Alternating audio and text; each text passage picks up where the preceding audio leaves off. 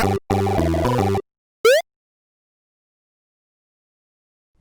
guys, berbagai pengalaman unik menjadi sebuah cerita tersendiri yang dianggap sebagai kebenaran adanya dunia paralel. Orang-orang yang terlibat dalam peristiwa ini konon memang berasal dari dunia lain.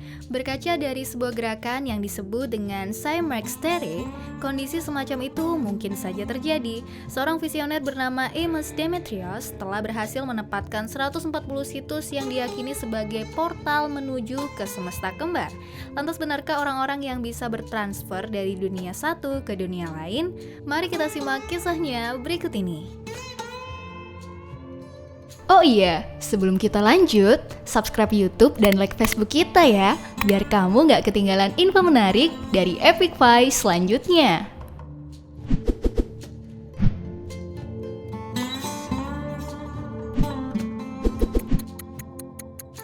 Lelaki dari Taurat. 60 tahun lalu, bandara Jepang sempat menerima kedatangan orang aneh yang cukup mengejutkan. Saat dia menunjukkan paspornya kepada petugas imigrasi, keanehan pun terjadi. Asal paspor sang pria adalah negara yang bernama Tauret. Sontak hal tersebut membuat para petugas imigrasi bingung. Ketika petugas imigrasi meminta ia untuk menunjukkan letak negaranya, pria tersebut menunjuk satu lokasi yang dikenal dengan nama Andorra. Semakin membingungkan karena pria tersebut mendapatkan cap asli dari negara-negara yang disinggahinya. Akhirnya ia pun ditahan oleh pihak imigrasi Jepang dan ditempatkan di sebuah hotel dengan penjagaan ketat. Namun sebelum sempat diinterogasi, sang lelaki sudah menghilang tanpa jejak beserta seluruh dokumen perjalanannya yang berada di tempat terpisah.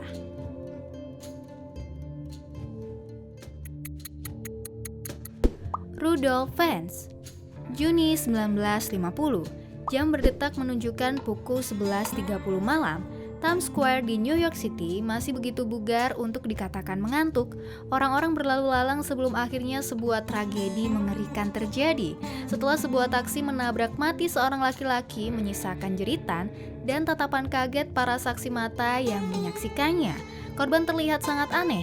Ia mengenakan mantel panjang dan rompi kuno jadul dan juga membawa barang-barang aneh seperti koin antik dari tahun 1800-an dan kartu nama yang bernama Rudolf Vance dan sebuah surat untuknya yang bertanggal 1876.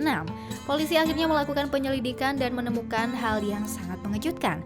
Setelah mereka menemukan nama Rudolf Vance pada sebuah buku telepon tahun 1939, mereka kemudian menyambangi alamat yang tertera. Ternyata Rudolf Vance telah meninggal beberapa tahun yang lalu pada usia 70 tahun. Tidak percaya begitu saja, polisi kemudian memeriksa dokumen tahun 1876 dan menemukan laporan orang hilang beserta fotonya yang sangat mirip dengan jenazah yang ditabrak oleh taksi pada tahun 1950. Wah, bagaimana hal seperti itu bisa terjadi? Bocah hijau dari Woolpit. Dua anak kecil laki-laki dan perempuan datang mengejutkan desa Woolpit. Penduduk desa yang terletak di bagian Inggris tersebut sangat kaget saat menemukan dua bocah itu keluar dari sarang serigala dengan pakaian anehnya. Belum cukup sampai di situ, mereka juga berbicara menggunakan bahasa asing yang tidak dimengerti oleh penduduk. Seiring berjalannya waktu, si anak perempuan kemudian bisa menyesuaikan diri dan berbicara bahasa Inggris. Dia akhirnya menceritakan apa yang terjadi kepadanya. Menurutnya, dia dan saudara laki-lakinya berasal dari negeri yang bernama San Martin, di mana semuanya serba hijau. Tidak ada yang pernah mengerti di mana negeri itu berada, dan ya, sekali lagi dunia mengeluarkan sebuah kejutan dari kotak misterinya.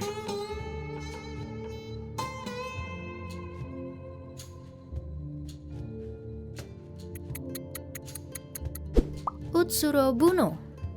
Sebuah kapal asing ditemukan tenggelam di pantai Harayadori di Provinsi Hitachi pada tanggal 22 Februari 1803. Penduduk terkejut dengan apa yang ada di dalam kapal tersebut. Kapal dengan bentuk seperti kohako atau yang juga disebut dengan tungku pembakar dupa itu memiliki bagian atas yang terbuat dari kayu berwarna merah dengan beberapa jendela yang terbuat dari kristal. Bagian dalamnya dihiasi dengan teks-teks dalam bahasa yang tidak dikenal. Selain itu, seorang wanita cantik berusia 18-20 tahun berada di dalam kapal tersebut dan berbicara menggunakan bahasa yang tidak dimengerti oleh para penduduk. Kulitnya terlihat sangat pucat dan dia membawa sebuah kotak kecil di genggamannya. Merasa khawatir dengan bentuk fisiknya dan benda aneh yang dibawanya, para nelayan kemudian melepaskan kapal tersebut kembali ke laut lepas.